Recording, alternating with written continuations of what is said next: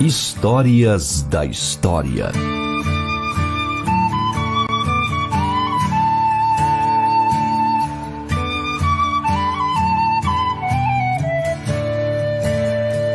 Nós estamos aqui no Rio de Janeiro, a cidade maravilhosa, junto aqui à Praça da República.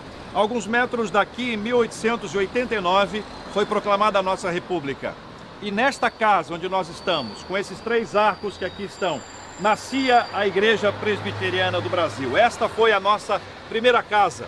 Em 1860, havia aqui nesse primeiro piso uma cervejaria. Acima, o nosso salão de cultos. Mais acima, a nossa primeira casa de profetas, nosso primeiro seminário. Mais acima, havia uma residência.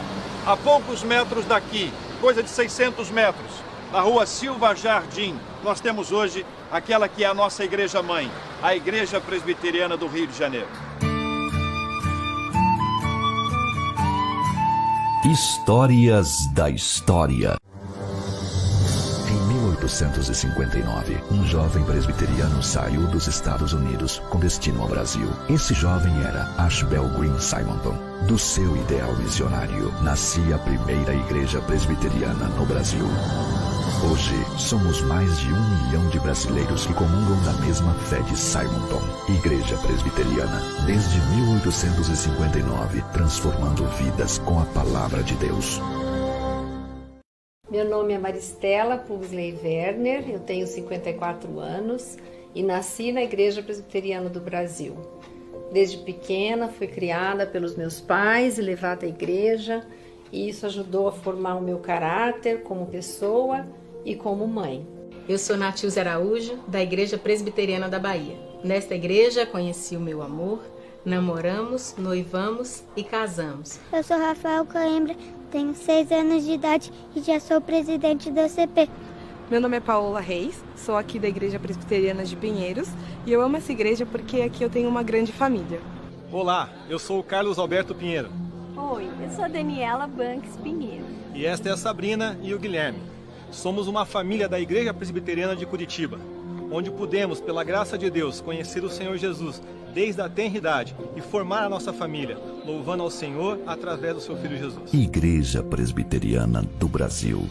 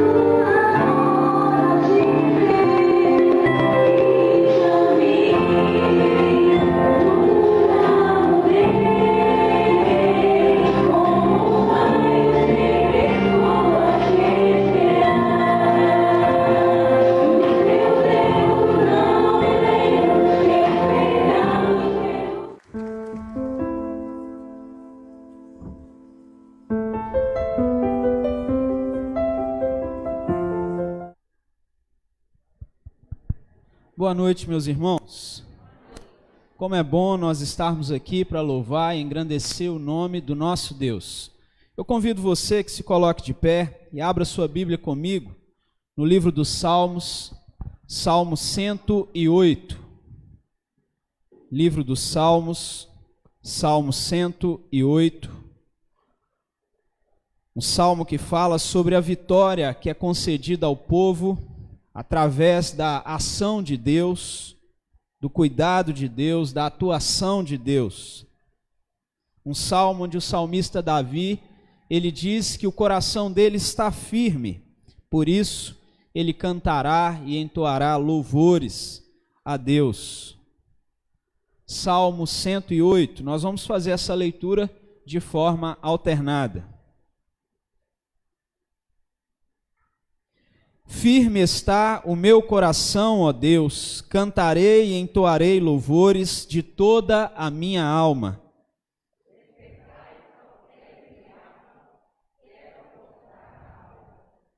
Eu te darei graças entre os povos, ó Senhor, cantarei louvores a ti entre as nações.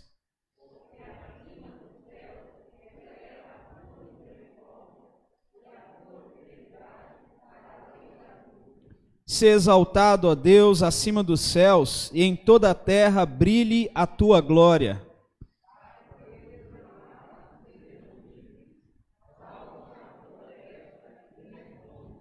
Deus falou na sua santidade, exultarei, dividirei Siquém e medirei o vale de Sucote.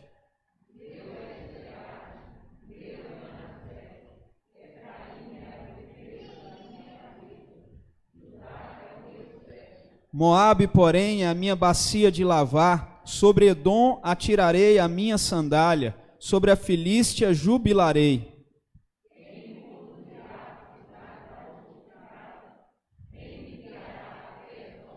Não nos rejeitaste, ó Deus, tu não sais, ó Deus, com os nossos exércitos.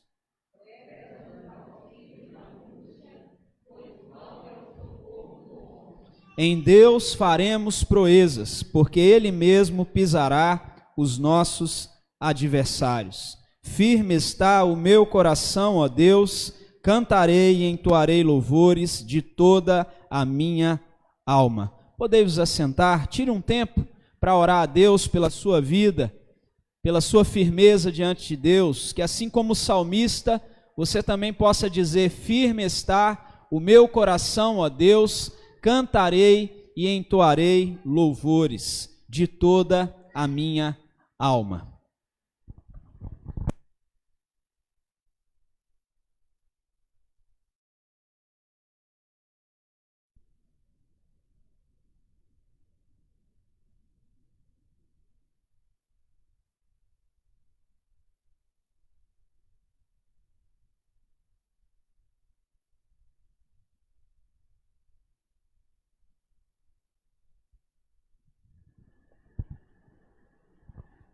Muito obrigado, Pai Santo, pela oportunidade que o Senhor nos dá, no dia de hoje, na oportunidade de agora, de exaltá-lo, de glorificá-lo, de engrandecer, ó Deus, o teu santo e bendito nome.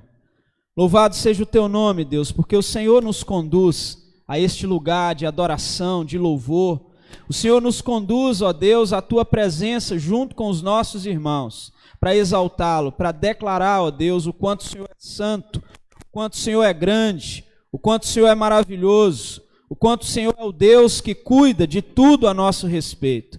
Ó Pai Santo, que o Senhor conduza o nosso coração à verdadeira adoração, que possamos, ó Deus, louvar o teu nome e exaltá-lo em espírito e em verdade. Que possamos nessa noite, ó Deus, termos oportunidade de o nosso coração estar quebrantado diante do Senhor, de modo, ó Deus, que o Senhor não rejeite as nossas orações, não rejeite o nosso louvor, não rejeite a nossa adoração a Ti, ó Deus. Ajuda-nos, ó Deus, a nos arrependermos dos nossos erros, dos nossos pecados, das nossas falhas, das nossas imperfeições. Ajuda-nos a reconhecermos, ó Deus, que temos pecado contra Ti. Conduza-nos, ó Pai, ao caminho do perdão, ao caminho da santificação, ao caminho do verdadeiro arrependimento e da mudança de vida. Ajuda-nos, Deus, nesta noite, a ouvirmos atentamente a Tua voz, com capacidade, ó Deus, de compreender e capacidade de praticar.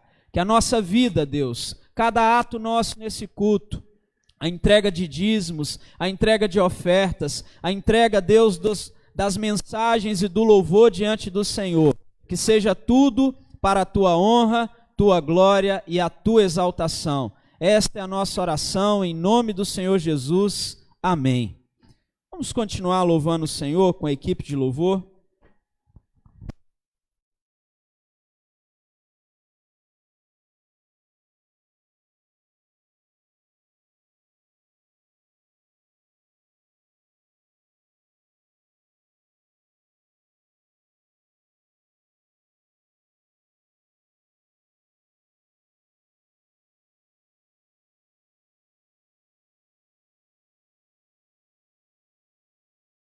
Vamos nos colocar de pé para adorar esse Deus que é grande e majestoso.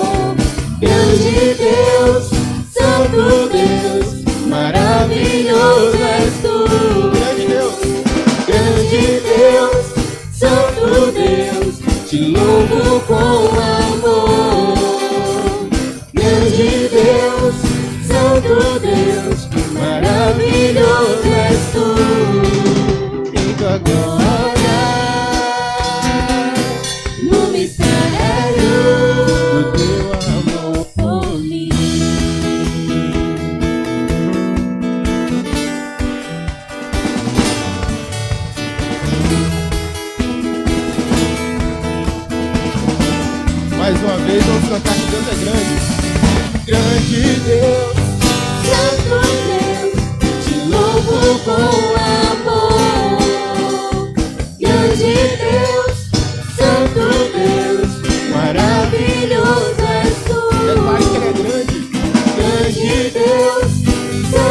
Deus, te amo com amor. Grande Deus, Santo Deus, maravilhoso és tu, em tua glória, no mistério, em tua glória, no mistério, em tua glória, no mistério, oh, por mim.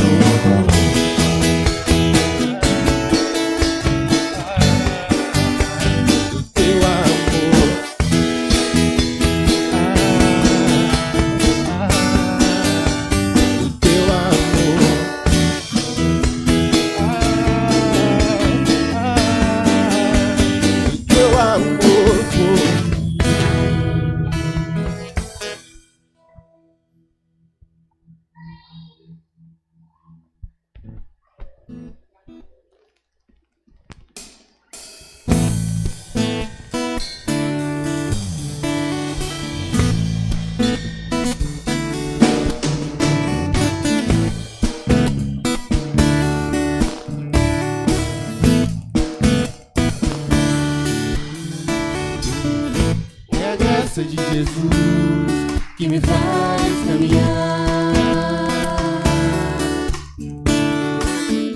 É o amor do Pai que me faz viver.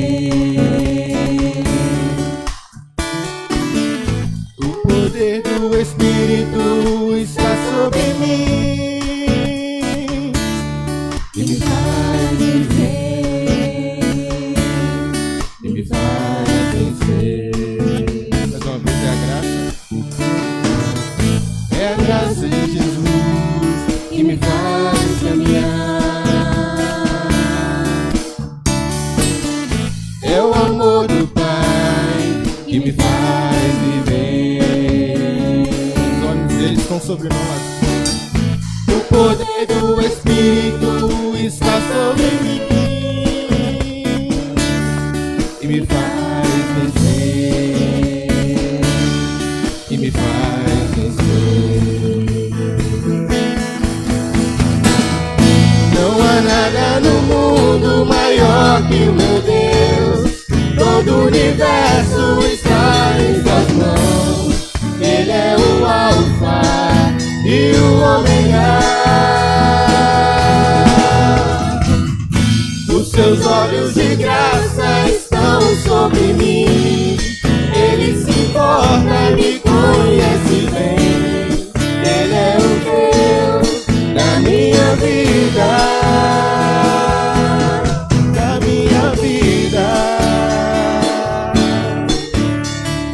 Vida, vida, vida. É a graça de Jesus que me faz caminhar. É o amor do Pai que me faz viver. O poder do Espírito está sobre mim e me faz vencer, e me faz vencer. Não há nada no mundo maior que o meu Deus. Todo o universo está em suas mãos. Ele é o Alfa e o Ômega. Os seus olhos de graça estão sobre mim. Ele se importa, me conhece bem. Ele é o Deus da minha vida. Não há nada no mundo maior que o meu Deus. Todo o universo está em suas mãos. Ele é o Alfa e o Ômega. Os seus olhos de graça estão sobre mim. Ele se importa e me conhece bem. Ele é o Deus da minha vida, da minha vida.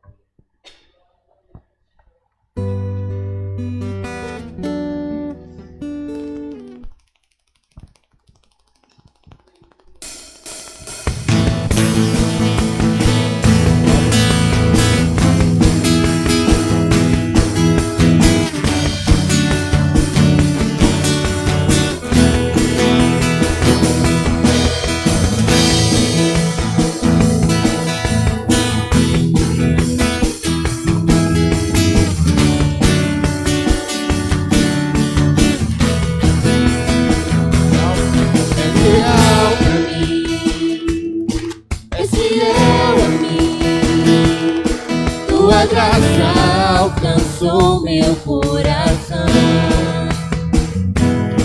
És meu Salvador que me resgatou. Tua graça alcançou meu coração. Eu cantarei que te encontrei. Eu bradarei.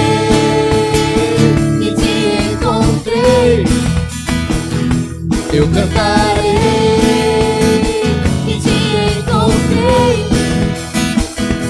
Eu bradarei que te encontrei.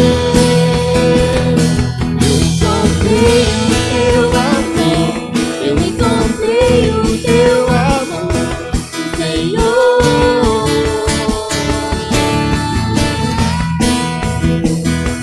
Eu encontrei o teu amor. Eu encontrei o teu amor, Senhor.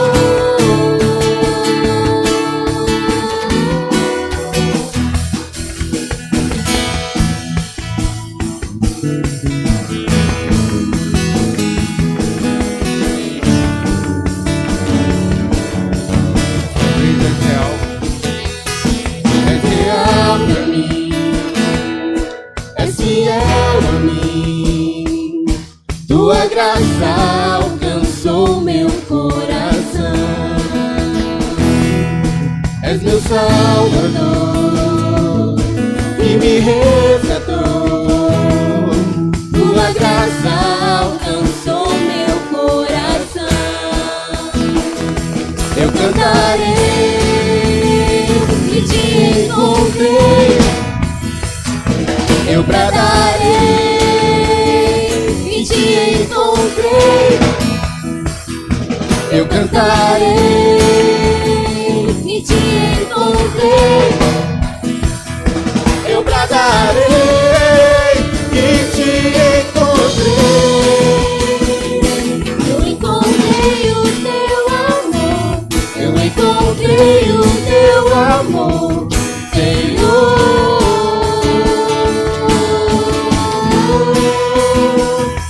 Eu encontrei o teu amor. Eu encontrei o teu amor, Senhor.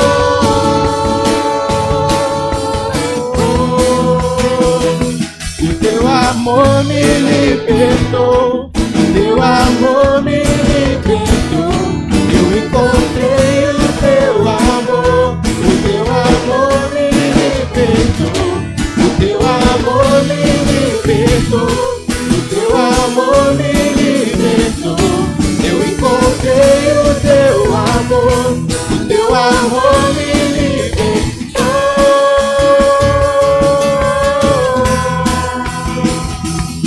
É real pra mim. Aleluia, Deus.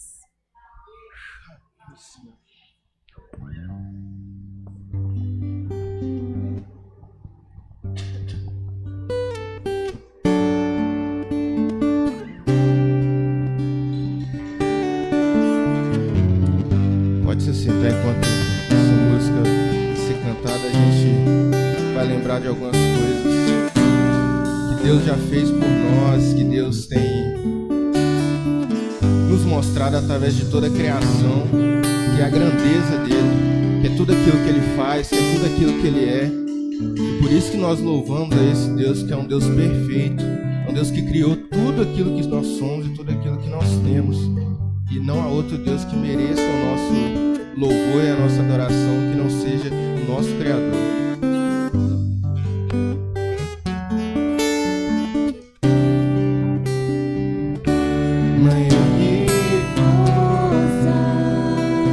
Maior que reis,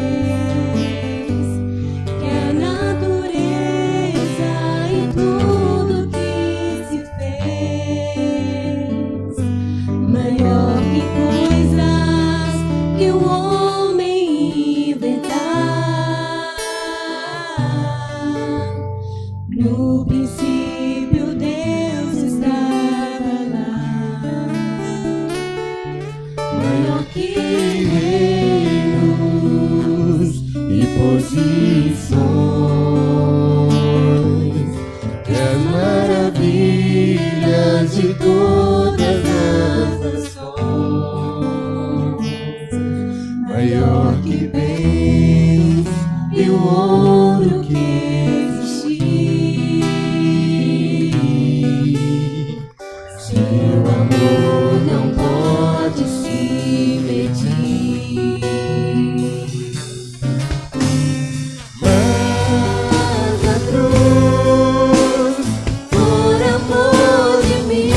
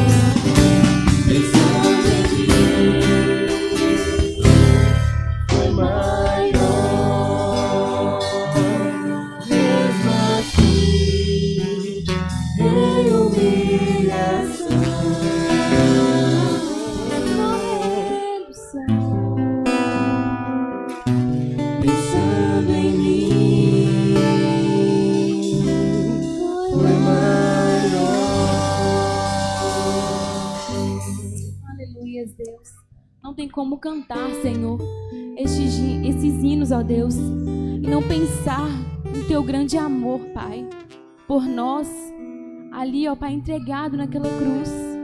Ó Deus, e por isso estamos aqui nesta noite para engrandecer o nome do Senhor, porque o Senhor é maravilhoso. O Senhor se entregou por nós, Pai. E por isso nós devemos Te dar valor, Te dar honra, Te dar glórias, Pai. Porque o Senhor é maravilhoso, o Senhor é digno de toda honra e toda adoração, Pai. Ó Deus, nós não somos nada sem o Senhor, Pai. O Senhor é tudo sem a gente, mas nós não somos nada sem o Senhor, Pai. Por isso eu Te convido, ó Deus, a estar dentro do nosso coração, Pai. Deus, faz com que nossa vida possa ser um exemplo, ó Pai, para as pessoas que vê a nossa vida por fora, Pai. Que nós possamos ser, ó Pai, aquilo que nós somos por dentro, também por fora, Deus. Demonstrando o amor do Senhor, demonstrando aquilo que o Senhor é para nós. Ó Pai, obrigado, porque o Senhor é maravilhoso, o Senhor é digno, Senhor. Nós não temos palavras para agradecer tão grande amor, Pai. Ó Deus, mesmo que nós passássemos a noite toda orando ao Senhor, clamando ao Senhor, Pai, não seria capaz de, ó Pai, transbordar o nosso coração, ó Deus, para dizer o quanto o Senhor é grande, como o amor do Senhor é grande, Pai, por nós. Obrigado, Senhor, por todas as bênçãos derramadas, Deus. Obrigado por cada pessoa que aqui entrou, Pai. Que as pessoas possam sair revigoradas do Teu Espírito Santo, ó Deus.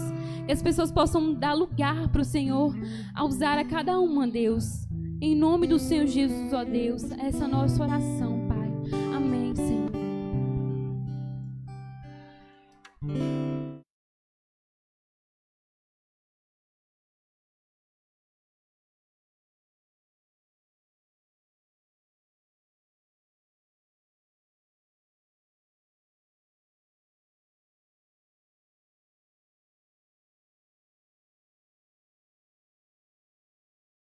Segunda carta de Pedro, capítulo 2.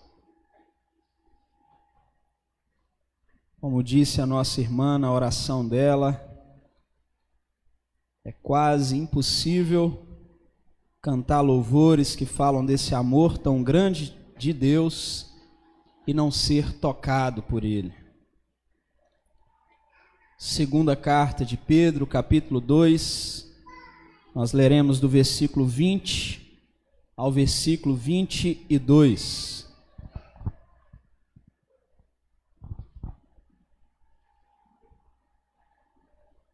Um texto que em seu início fala sobre os falsos mestres e no finalzinho dele fala das pessoas que os ouvem e se desviam. 2 Pedro 2, de 20 a 22.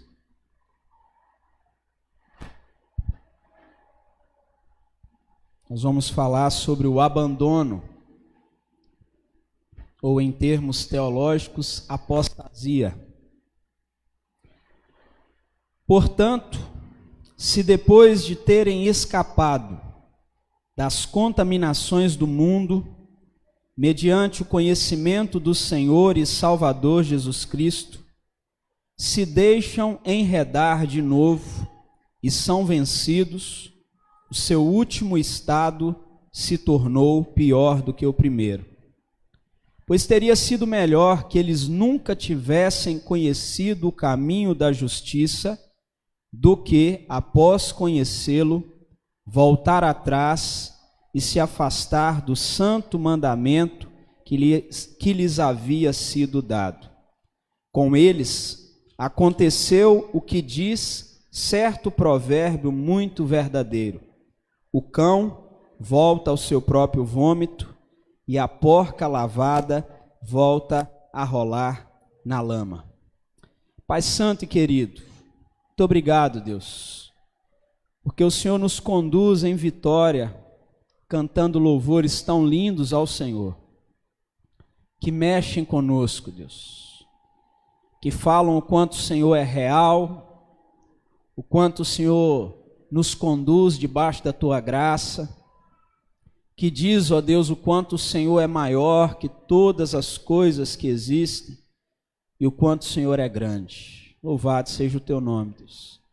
Que o Senhor também, Deus, conduza a nossa mente e o nosso coração para compreender com total e plena clareza a tua palavra e assim possamos praticá-la, Deus, e compreender, Deus, o que ela quer dizer a nós individualmente e pessoalmente.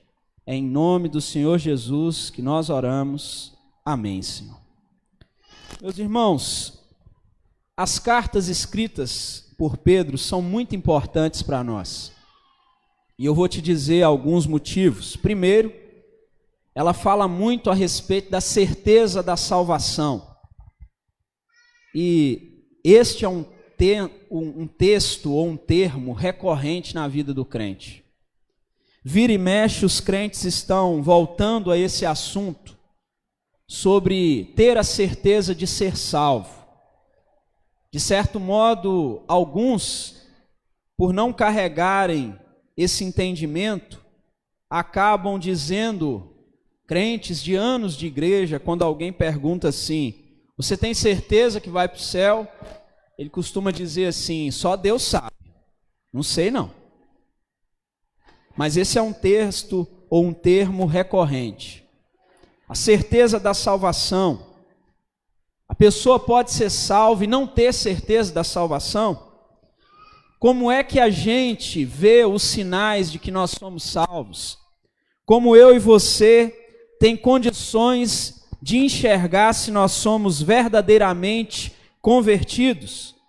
Essas respostas nós já temos dado aqui nas últimas 3 quinta-feiras, onde nós temos estudado sobre a razão da nossa fé. E os últimos 2 estudos nós falamos sobre a certeza de ser convertido e a certeza do arrependimento. Em segundo lugar, as cartas de Pedro falam sobre como eu posso ser uma pessoa alegre em meio aos sofrimentos, em meio às dificuldades, em meio às lutas da vida, em meio às adversidades. Como eu posso enfrentar os grandes ou as grandes tempestades da vida, que sempre ou nem sempre são poucas, e Pedro trata então bastante desse assunto. Praticamente cada capítulo da primeira carta fala sobre o assunto sofrimento e como eu posso estar alegre em meio ao sofrimento. Terceiro lugar, as cartas de Pedro também falam como nós devemos enfrentar as perseguições. Como eu e você devemos enfrentar quando as pessoas nos perseguem por sermos servos de Deus. E talvez esse não é um assunto assim tão atual para o Brasil, porque nós não sofremos o tipo de perseguição física e porque nós estamos até, por enquanto, resguardados por lei, que nos dá liberdade religiosa, mas por outro lado, nós temos notícia de cristãos espalhados pelo mundo todo, que são perseguidos, que são maltratados, que são brutalmente atacados porque servem a Deus. O que temos aqui no Brasil seria uma chamada perseguição não física, agressão ou perseguição nominal. É o que nós temos no nosso país. É algo mais velado, é algo que não é tão aberto, mas consiste em usar leis, dispositivos, para empurrar o cristianismo para fora do cenário público, para fora do cenário econômico, para fora do cenário social, a ponto de o cristão, ele não poder falar de sua fé nem no seu trabalho, nem na escola, nem na rua, mas somente dentro dos templos. Então, isso existe no Brasil, uma perseguição não nominal. Pedro então fala como eu e você, nessas cartas, nós podemos enfrentar a ignorância, a insensatez, a incapacidade das pessoas por não entenderem o evangelho, perseguirem os cristãos. Além disso, quando você lê as cartas de Pedro, e elas são muito importantes para nós, porque elas falam de temas práticos para a vida do crente, do tipo comportamento no ambiente de trabalho, comportamento das mulheres casadas com marido incrédulo, comportamento dos jovens, comportamento dos líderes.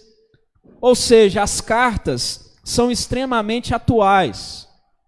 Dúvidas, questionamentos que eu e você carregamos, nós podemos encontrar aqui nas cartas de Pedro. Nós encontramos aqui respostas. E eu espero em Deus que através desse pequeno texto que a gente leu aqui da segunda carta, esse texto seja usado por Deus para nos levar a entender e a caminhar encorajados diante de Deus, diante de um mundo que nós estamos vivendo de tanto caos, de tanta luta, de tanta dificuldade. O autor dessas cartas, como você pode ver aqui, é Pedro, o apóstolo de Jesus, conhecido também como Cefas, conhecido também como Simão, aquele homem que era, como nós podemos dizer, ele tinha muita intrepidez, ousadia, ele era muitas vezes inconstante, intempestivo, bravo, tomava decisões meio precipitadas, mas era o discípulo que sempre estava à frente dos outros. E é bem capaz que por causa disso foi dado a ele a liderança do colégio apostólico, a liderança da igreja, a posição de conduzir a igreja. Então quem nos fala é o grande líder da igreja, do Novo Testamento, é o que iniciou a caminhada da igreja primitiva. A designação que Pedro recebe, ele diz aqui, Pedro, apóstolo do Senhor Jesus Cristo, era restrita ao novo pensamento. O substituto de Judas foi Matias e foi acrescentado também o apóstolo Paulo. Esses 12 mais 1 receberam então essa designação de serem apóstolos. Nós temos hoje em dia muitas pessoas que aspiram ou querem ou desejam receber a posição, o nome de ser um apóstolo. Mas o apóstolo tinha sido escolhido pelo Senhor Jesus Cristo, era alguém que era testemunha da ressurreição de Cristo, e são aqueles que lançaram a igreja do Novo Testamento, a igreja primitiva. Então, nesse sentido, a gente não tem apóstolos mais hoje, por mais que alguém goste desse título. É uma reivindicação para o nosso tempo sem nenhum tipo de fundamento bíblico, que muitos tentam tomar para si. O apostolado foi algo temporário da igreja, marcando a posição desses homens que foram testemunhas da ressurreição, desses homens que naquele tempo eram aqueles que conduziram a igreja na grande missão de levar o evangelho para o mundo inteiro. Então, se alguém quiser reivindicar a palavra de apóstolo para si, só se for para usar como sendo um missionário. Alguém que está conduzindo uma história, mas não como um apóstolo como esses. A pessoa, então, se tenta buscar esse título, ele está dizendo que ele está na mesma posição de Pedro, de Paulo, de Mateus e tantos outros, e nós sabemos que eles não estão. Isso é fato, isso é bíblico, é só você ler. Aqui nessa carta você encontra que da parte de Deus, os apóstolos eram aqueles que abençoavam alguém, podia fazer aquela pessoa prosperar. Aqueles que estavam debaixo da cobertura de um apóstolo, ele estava debaixo da cobertura da bênção espiritual dele. Hoje em dia você encontra pessoas que dizem, eu sou apóstolo e você está debaixo da minha bênção espiritual. Isso não existe mais. Naquela época sim, naquele tempo sim, naquele momento sim. Os apóstolos do nosso tempo são pessoas que não aceitam questionamentos, que falam e a palavra deles é como lei. Mas isso não existe mais. Nós podemos até enxergar no nosso meio alguns dizendo isso, mas esses apóstolos de verdade foram encontrados naquele tempo. Então quem nos fala, e se você precisa ouvir algum apóstolo, é só você abrir a sua Bíblia, que Pedro vai falar com você, Paulo vai falar com você, Mateus vai falar com você.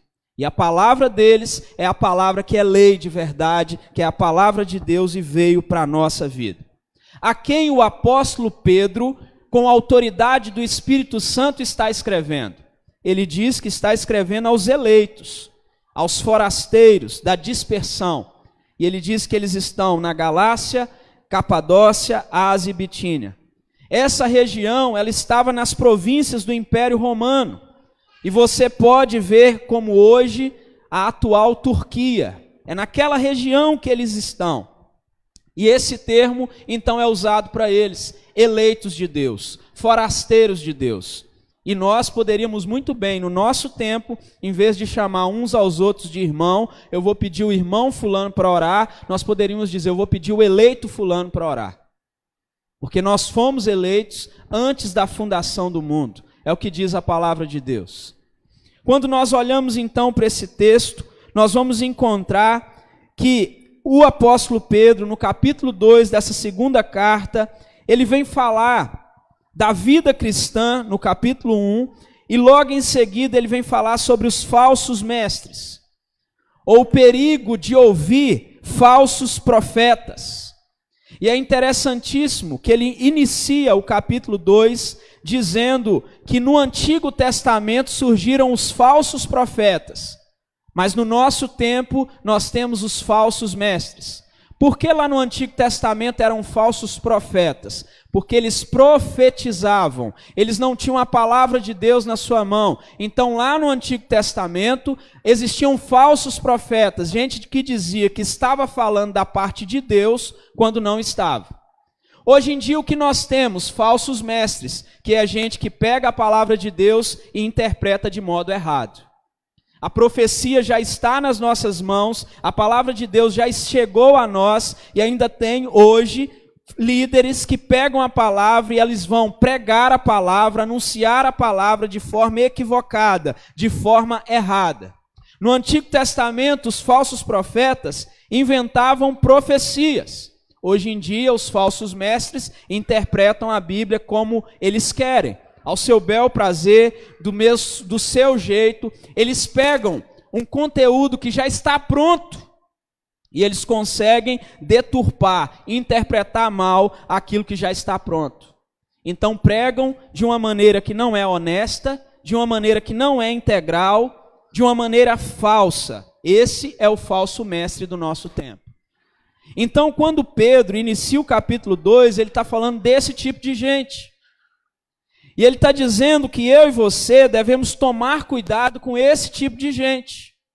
Por quê? Porque a mensagem do falso mestre, e ele vai dizer aqui para nós, ela chega de mansinho, ela chega maquiada, ela chega bonita, ela chega repleta de câmeras, com muitos focos diferentes, ela chega com um som no fundo muito bonita.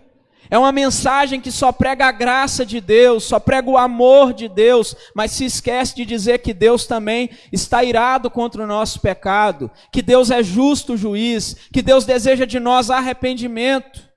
É uma mensagem que chega até nós muito maquiada. A retórica é bonita, é agradável aos olhos, é agradável aos ouvidos. Os falsos mestres são aqueles que pegam a palavra de Deus e fazem promessas que Deus nunca prometeu. Os falsos mestres são aqueles que proíbem o que Deus nunca proibiu. Que dizem ou fazem compromissos que Deus nunca fez. E com a palavra de um falso mestre, Deus não tem compromisso. Deus tem compromisso com a sua palavra e com a sua boa interpretação da palavra. Então, falsos mestres são promotores de falsas doutrinas. Eles são promotores de falsa conduta. O texto do capítulo 2 de Pedro vai dizer, olha lá, versículo 3, eles são movidos por avareza e eles vão viver para explorar as pessoas. Esse é o falso mestre do nosso tempo. Os falsos mestres têm práticas libertinas, eles não têm regras, não têm parâmetros, não têm freio, não têm direção, não têm baliza, ele não tem norte. A marca dele não é o amor ao reino, a marca dele é o amor ao dinheiro, a avareza. E por isso, durante esse tempo em que as igrejas estavam fechadas, muitos dos falsos mestres ficaram desesperados para as igrejas abrirem. Porque ele não estava conseguindo mais enganar as pessoas, tirar das pessoas, sugar das pessoas. Ele não conseguia mais fazer a cabeça das pessoas. Então, Pedro, nesse capítulo 2, está dizendo para mim e para você, cuidado com os movimentos que você encontra por aí. Cuidado com aquilo que começa como um grande movimento. Com aquelas palavras que alguém te dizem assim, lá é diferente de tudo que a gente já viu em igreja. Já ouviu isso? Já, não já? Lá é diferente de tudo, é algo novo, sabe? A pergunta é a seguinte, é diferente do que os apóstolos ensinavam? É diferente do que os pais da igreja acreditavam? É diferente do que os reformadores ensinavam? É diferente do que os nossos irmãos, há mais de 2000 anos, creram e pregaram? Lá, isso tudo que tem de diferente, é diferente daquilo que os mártires, ou por aquilo que os mártires morreram? O que tem lá de tão diferente? Mas lá, o apóstolo, o pastor de lá falou que descobriu algo novo. Aí deixa eu te perguntar, descobriu algo novo em 2020? Que ninguém mais descobriu. Martinho Lutero não descobriu, Calvino não descobriu. É assim, Simonton não sabia disso. João, Paulo, Pedro, ninguém descobriu. O cara descobriu em 2020. Aí você acredita que é a palavra de Deus. Esses são os falsos mestres. Esses são os falsos profetas do nosso tempo. Aqueles homens e aquelas mulheres que viveram de forma tão piedosa, consagrados, comprometidos, talvez muito mais do que a atual geração. Gente que viveu jejuns, orações constantes, eles não descobriram o que o profetão do nosso tempo descobriu, é isso mesmo. Deus revelou só para o cara que está aqui agora, em 2020. É isso que está acontecendo? Esses são os falsos mestres do nosso tempo. Quer dizer que todos os nossos irmãos, todos os nossos pastores, aqueles que te batizaram, cuidaram de você, te ensinaram na escola dominical, nos anos a fio de igreja, eles estavam todos errados. É esse ou essa mensagem que você ouve agora que é o certo. Então, querido irmão, Pedro está dizendo, fique atento. Fique atento quando você está diante de um falso mestre. A nossa igreja aqui, a Igreja Presbiteriana Monte Sinai, passou na mão de um ou outro falso mestre. Gente que passou por aqui inventava. Ideia nova, tem que fazer isso, tem que fazer aquilo. Não, vamos fazer. Essa é a novidade do momento. Falsos mestres, meus queridos irmãos, eles têm apenas um foco, apenas uma direção, apenas um objetivo: satisfazer as suas vaidades, satisfazer os seus desejos, a sua ganância, a sua avareza. Ele trabalha para ele, não para Cristo. E a gente precisa entender isso. Durante esse tempo, muita gente foi sendo levado pela ideia de falsos mestres, pela ideia de falsos profetas do nosso tempo. E o falso mestre, ele faz da igreja um mercado da fé. O falso mestre, ele vê a fé como empreendimento. Ele vê a fé como fonte de lucro. Então, se não tiver temor a Deus, se não tiver fidelidade a Cristo, se não tiver compromisso com a verdade de Deus, esse falso mestre transforma a igreja em empresa. Ele transforma o púlpito em balcão, transforma o evangelho numa mercadoria. Ele vai transformando o local de culto numa feira, e os crentes são consumidores. E você vai vir para consumir cada vez mais. O pastor André, da Igreja Presbiteriana Betesda, lá de Serra, me contava certa vez que um pastor lá do bairro, da Igreja Presbiteriana, estava vendendo a igreja de porteira fechada. A igreja com os membros, com tudo. É um negócio. Esses são os falsos mestres. Todos os membros, tudo que tinha dentro da igreja, ele queria passar para outro. Passa-se este ponto, com tudo. Já pensou nisso? Esse é o ponto que nós chegamos e o mundo que nós estamos vivendo. E tem muito crente que foi regido e ensinado dentro da palavra de Deus, que foi e passou pela mão de muitos bons pastores que infelizmente têm entrado por essa via dos falsos mestres e dos falsos profetas. É vender a igreja com todos os crentes que estão lá. De repente, um pastor amigo meu me liga e diz: você não tem um músico bom aí não para me vender? Eu falo: depende. Pagando bem, que mal tem. Isso é um falso mestre do nosso tempo. Claro, meus irmãos, claro que nós precisamos entender que a condenação dessas pessoas é certa. Vai lá para o capítulo 2, olha o que é que o Senhor vai nos dizer aqui. Olha lá o versículo 3 em diante. Movidos por avareza, eles explorarão vocês com palavras fictícias. Mas para eles a condenação decretada há muito tempo não tarda, e a destruição deles não caiu no esquecimento, pois Deus não poupou anjos quando pecaram. Então a Bíblia está dizendo que esse tipo de gente, esse tipo de mestre, a condenação dele já está pronta, ele não vai escapar. E se Deus é o Deus que não poupou os próprios anjos, Ele não vai poupar esse tipo de gente. A queda deles já é certa. E é por isso que no nosso país nós temos ouvido nos últimos anos e necessariamente nos últimos meses de tantos falsos mestres caindo, sendo descobertos, sendo decretado o seu fim, ou o fim daquilo que ele achava que era a sua direção.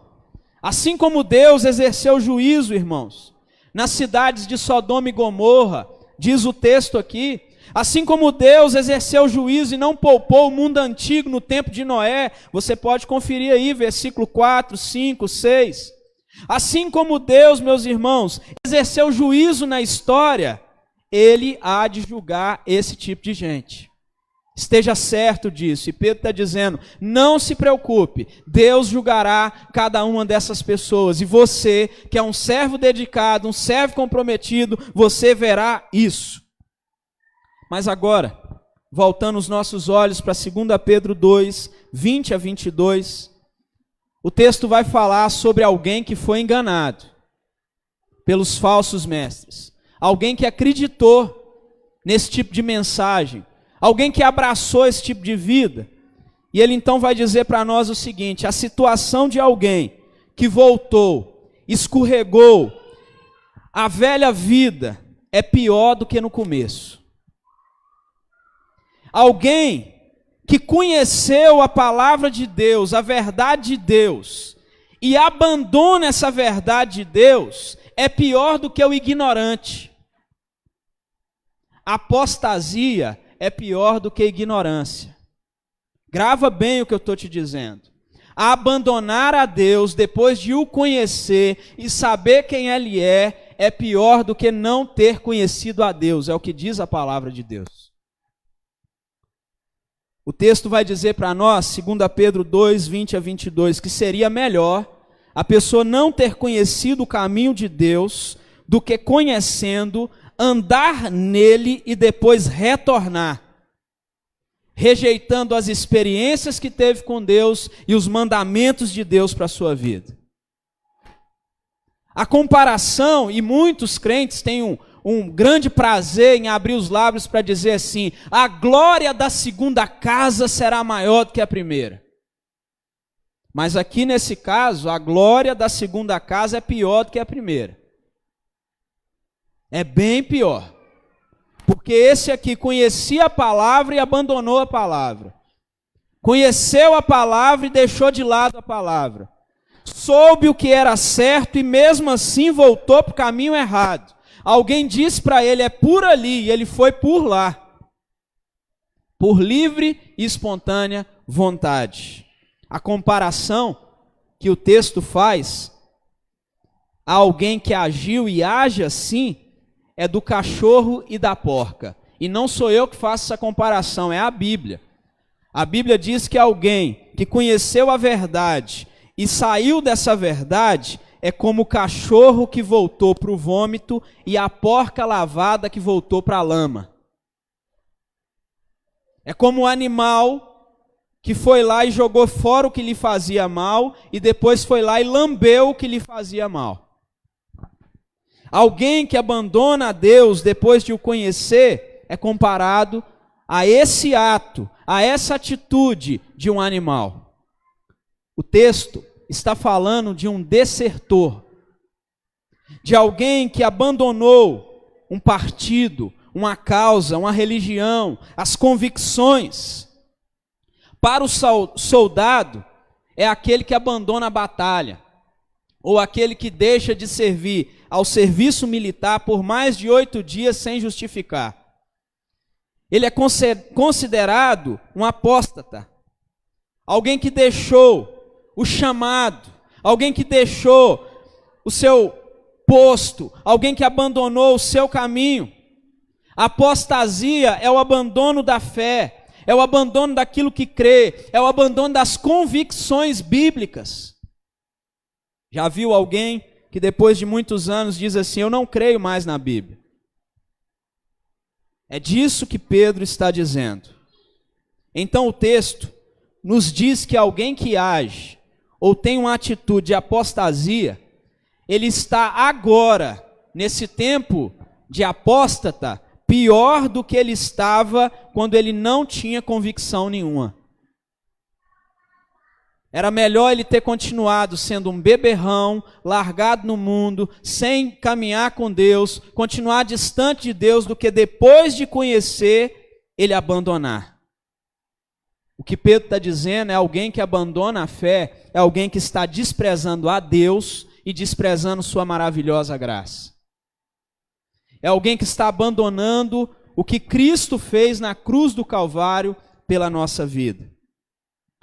E não se engane, irmãos, é muito certo que o diabo, ele espreita mais de perto aqueles que ele conseguiu recapturar. O diabo, ele se aproveita daqueles que estavam afastados do seu domínio e agora voltam para o seu domínio. Ele se aproveita de gente que havia confessado ser um seguidor de Cristo e de repente agora ele está longe de Cristo. E não é à toa que o texto compara essa pessoa ao cão que volta à imundícia, ao cão que volta a algo nojento, ao cão que volta a algo repugnante, porque voltar para a velha vida é repugnante. Voltar a fazer as velhas coisas é terrível, é nojento, é imundícia.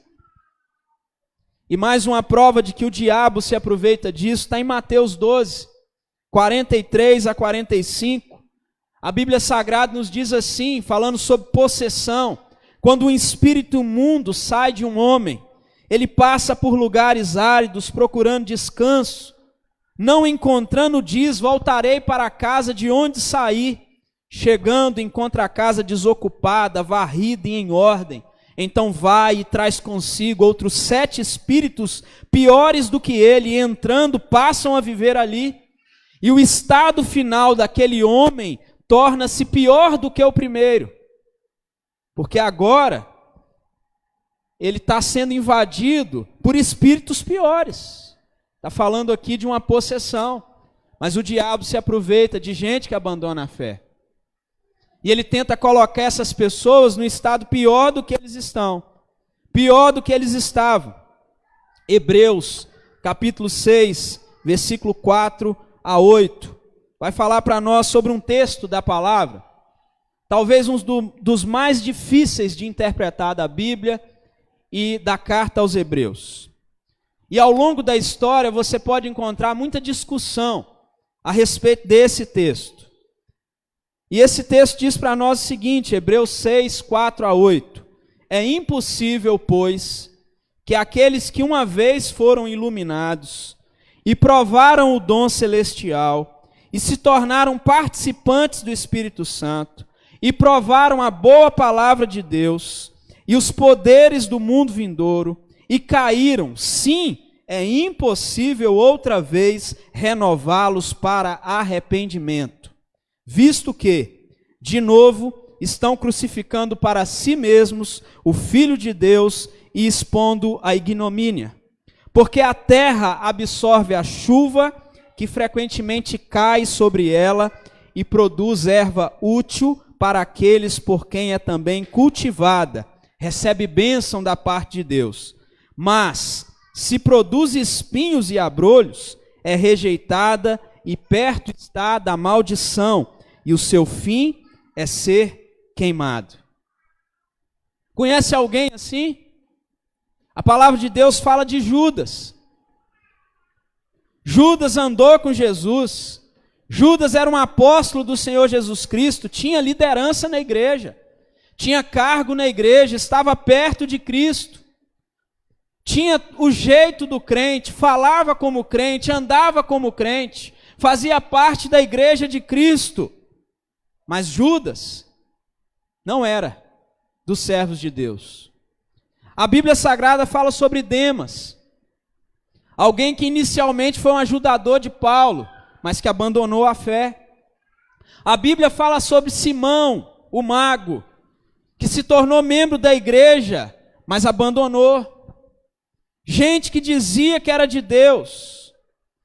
Gente, como diz o apóstolo João, no capítulo 2, versículo 19, quando ele vai dizer sobre alguém que abandonou, olha o que ele diz: saíram dos nossos, ou do nosso meio, porque não eram dos nossos. Se fossem dos nossos, não teria saído.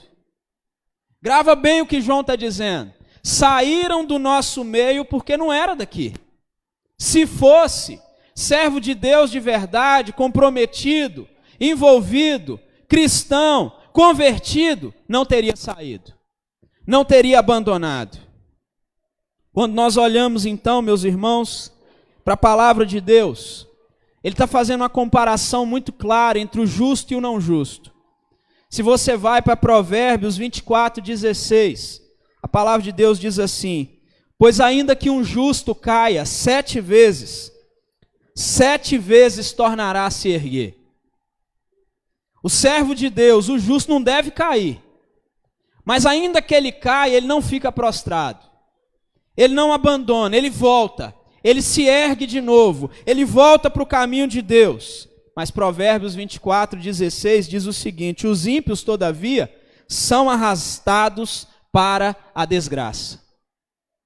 Quem não é de Deus será arrastado para a perdição, mas o justo, ainda que caia 7 vezes, se levantará. Mas a palavra de Deus traz outro alerta para nós que estamos aqui nessa noite. Quando você vai e medita em 1 Coríntios 10, versículo 12 e 13, a palavra de Deus nos diz: portanto, aquele que pensa estar de pé, é melhor ter cuidado para não cair. As tentações que vocês têm que enfrentar são as mesmas que os outros enfrentam. Pandemia, ano de 2020 difícil, complicado, depressão, lutas, problemas com os filhos, problemas no casamento, problemas familiares, traições ou desejos pela traição. As tentações que você vive são as mesmas que todos os seus irmãos enfrentam. Mas Deus, diz lá em 1 Coríntios 10, Deus cumpre a sua promessa e não deixará que vocês sofram tentações que vocês não tenham forças para suportar. Quando uma tentação vier, Deus dará forças e vocês suportarão, e assim poderão sair dela. Meus irmãos, o servo de Deus, ainda que ouça muitas palavras dos falsos profetas, promessas dos falsos profetas, doutrinas falsas, ele não cairá nesta tentação. E se ele cair, ele vai se levantar. Ele não vai abandonar o caminho de Deus.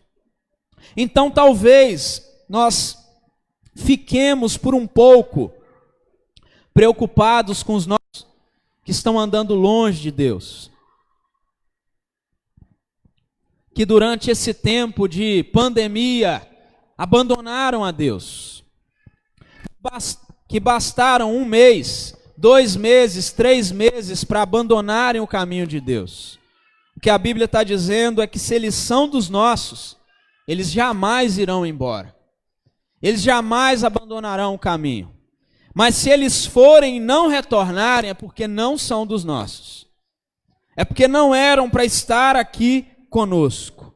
Como então, irmãos, enfrentar as palavras dos falsos mestres e um tempo tão difícil como esse? Em primeiro lugar, precisamos nos apegar mais à verdade de Deus. Seja como os crentes bereanos. Quando você ouvir uma promessa, pega a palavra, lê a palavra, procura ela na palavra, confirma ela na palavra. Se alguém chegar perto de você dizendo que tem visões, sonhos, profecias, peça a Deus confirmação na palavra, porque Ele já nos deu toda a revelação de que nós precisamos na sua palavra. Ore a Deus e peça a Deus para falar com você na palavra. Peça a Ele para dizer para você em sua palavra. Existe muita gente ouvindo promessas, profecias, sonhos, visões, mas continua numa vida de pecado, numa vida de imundícia. E de repente ele diz, olha, fulano me parou na rua e Deus falou comigo, mas a vida dele não muda. É difícil entender que Deus falou com aquela pessoa se a vida dele não muda, se ele não dá sinais de melhora, se a vida dele não tem frutos diferentes. Mas ele está dizendo que ele ouviu algo, que Deus falou com ele, que Deus disse alguma coisa. Então peça a Deus e se apegue à verdade de Deus, para você não cair em uma rede perigosa como essa, no mundo onde nós estamos agora com tantas lives, com tantas mensagens, com tanto vento de doutrina para todo lado, e de repente você, se você não vigiar, você liga a televisão, você liga o celular, e você vai ouvir algum vento de doutrina, através de dezenas de pregadores. Tenha critério para ouvir as pessoas, entenda quem você ouve. Às vezes você quer ouvir um bom pregador e quer ouvir um pregador péssimo e quer gostar dos dois. Homens que pregam doutrinas contrárias umas às outras, alguns contrários à própria palavra de Deus, e você então diz assim, eu gosto tanto da mensagem dele, ela é tão assim, sabe, chamativa. Pare de viver um cristianismo sentimentalista demais. Muitas pessoas estão gostando das mensagens que falam que tem que abraçar Deus, sentar no colo de Deus, e Deus tem que estar comigo tão pertinho, com carinho. Mas na Bíblia você encontra um Isaías que só de ver Deus diz, estou perdido, sou homem de lábios impuros, habito no meio de um povo impuro, eu vou morrer. Mas hoje em dia a gente vai ouvir muita mensagem dizendo, você tem que ir lá e receber e ficar perto, Deus tem que descer aqui, irmãos. Se Deus descer aqui e se apresentar como Ele se apresentou para os grandes profetas do passado, nenhum de nós resistirá, porque nós somos pecadores. E Deus é santo. E a gente precisa entender isso. Nós estamos repletos no nosso tempo de uma rede perigosa de músicas que nos carregam como se fossem um grande mar, uma onda de vai e vem, os toques, a melodia é a mesma, o tempo todo muda de uma música para outra, é a mesma melodia, a mesma melodia, a mesma melodia, o mesmo toque. E às vezes a gente viaja sem prestar atenção na letra, sem prestar atenção no que está sendo dito, no que está sendo falado. Você foi batizado e foi batizado com o Espírito Santo e Ele já está aí. Se Ele não estiver aí, você não se converteu. Deus já mora no seu coração.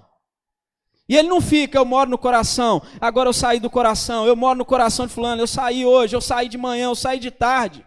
Ele mora aí. Ou você crê nisso, ou você não se converteu. O Espírito Santo caminha comigo.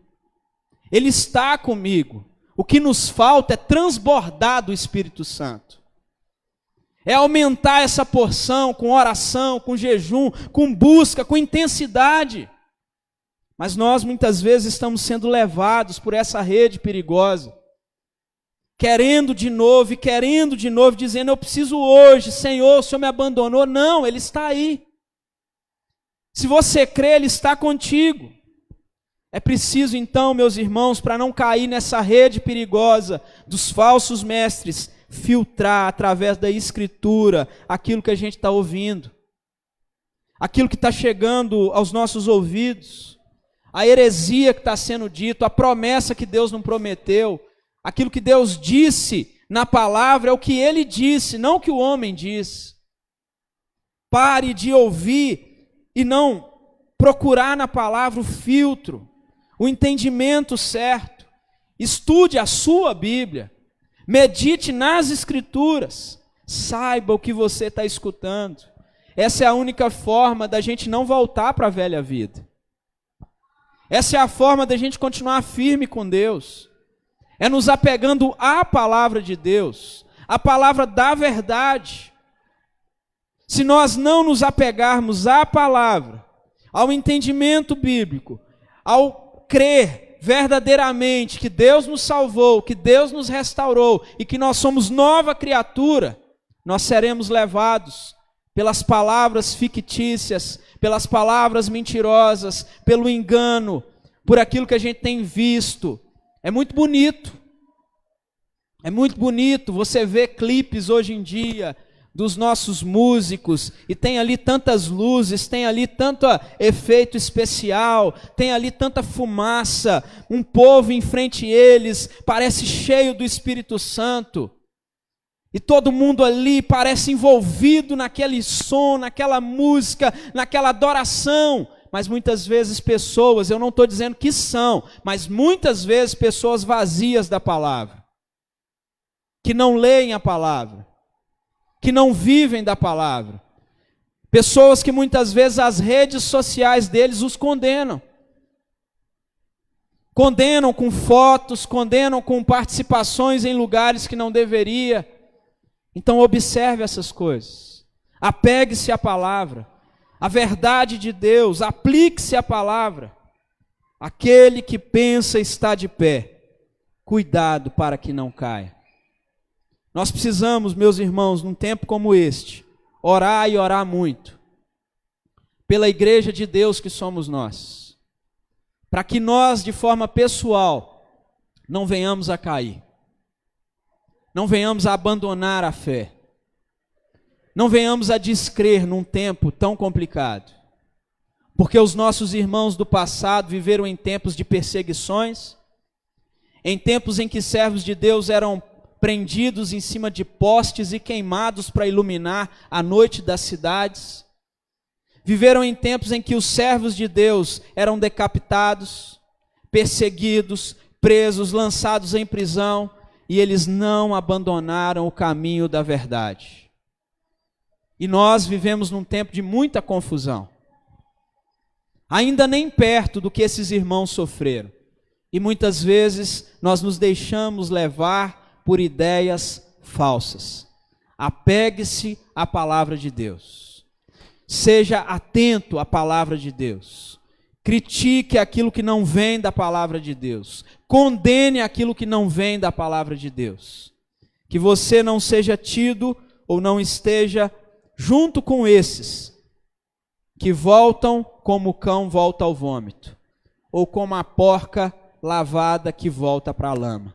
Pelo contrário, que você seja encontrado sempre fiel, pronto para responder a qualquer um que pedir a razão da esperança que há em você. Vamos nos colocar de pé e orar mais uma vez. Pai santo e querido, como é bom, ó Deus, saber que o Senhor nos conduz, Deus, a combatermos as falsas doutrinas, as falsas ideias e os falsos mestres. Como é bom, ó Deus, saber que o Senhor nos deu também mestres verdadeiros num tempo de tantos falsos mestres. Como é bom saber, ó Deus, que o Senhor também nos deu a sua palavra, pregada com intensidade e verdade, por pessoas que interpretam bem a tua palavra. Por isso, Deus, ajuda-nos Ajuda-nos, ó Deus, a não estarmos juntos na galeria daqueles que abandonam a fé, Pai. Que não abandonemos, ó Deus, os teus mandamentos, nem a tua verdade, nem o teu caminho. Que possamos abraçar, Deus, aquilo que o Senhor nos diz como tua verdade. Ainda que seja pesado para nós, ainda que seja difícil para nós, ó Deus, que possamos abraçar a tua palavra e a tua verdade, Deus. E isso, Deus, para a tua glória, para a tua honra e o teu louvor. Pai, se há entre nós aqui hoje, ou até mesmo em suas casas, algum irmão eleito, Deus, que tem seguido os caminhos dos falsos mestres, ó Deus, livra esse irmão desse engano. Livra esse irmão, ó Deus, dessa doutrina falsa. Coloque ele de novo e direcione a mente dele no teu caminho, Deus, para a tua honra e para o teu louvor. E que a graça do Senhor e Salvador Jesus Cristo, o amor de Deus, o nosso Pai, a comunhão e a consolação do Espírito Santo do Senhor, repouse sobre vós, povo de Deus, e sobre todo o povo de Deus espalhado pela face da terra, agora e pelos séculos dos séculos. Amém. Deus continue abençoando e sustentando a vida dos irmãos.